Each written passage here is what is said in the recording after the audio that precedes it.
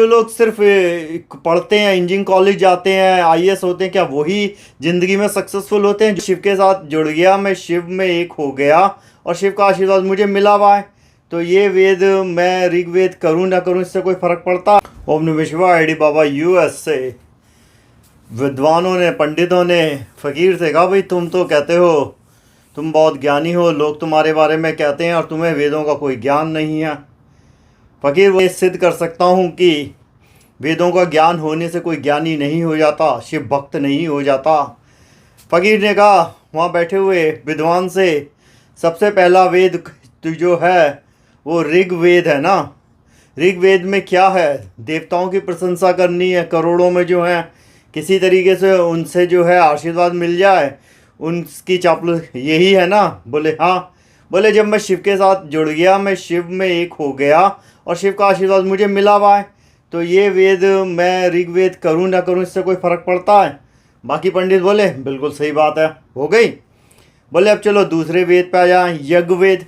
के यज्ञवेद का क्या मतलब है? यज्ञ कर्म कांड जो करते हो, वो जो है देवताओं को बुलाने के लिए उनका आह्वान करते हो। तुमने जो करोड़ों में देवताओं के आह्वान करने, हमने एक ही देवता का आह्वान कर लिया, शिव का, जो हम ध्यान से कर लेते हैं, शिव आ जाते हैं, हमसे बातचीत हो जाती है, उनका आशीर्वाद मिल गया। अब बताओ ये जो दूसरा वेद है तुम्हारा यजुर्वेद, इसकी भी जरूरत है? बाकी पंडित बोले देखो भाई, बोले हाँ बिल्कुल ठीक।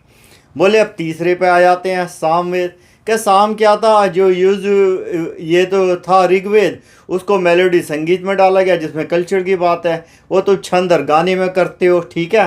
उससे भी क्या, देवताओं का आशीर्वाद चाहिए, अपने पास वो है जब शिव का आशीर्वाद। हम तो शिव के साथ आंखें बंद करके बैठते हैं और शिव से जुड़ जाते हैं, शिव हमसे जुड़ जाते हैं। तो ये जो तीसरा वेद हुआ, इसकी भी ज़रूरत नहीं पड़ी।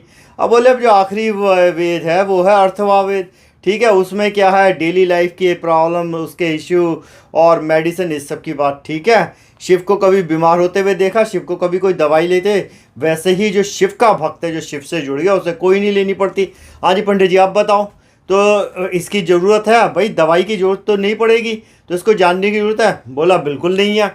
जो लोग सिर्फ पढ़ते हैं, इंजीनियरिंग कॉलेज जाते हैं, आईएएस होते हैं, क्या वही ज़िंदगी में सक्सेसफुल होते हैं? जो आदमी पढ़ा लिखा नहीं, क्या वो सक्सेसफुल नहीं होता? तुम्हारे सामने कितने एग्जाम्पल हैं। और तीसरा, ये जो चारों ये तुम वेद जो पढ़ लेते हो, बहुत अच्छी लैंग्वेज कर लेते हो, और जो है बड़े तुम्हारे मुंह से फूल जैसे संस्कृत के श्लोक झलकते हैं, लेकिन तुम्हारी हालत उसी इंजीनियर की तरह है जिन्हें किताबें तो बहुत पढ़ी, उसे एक्सपीरियंस कुछ नहीं है।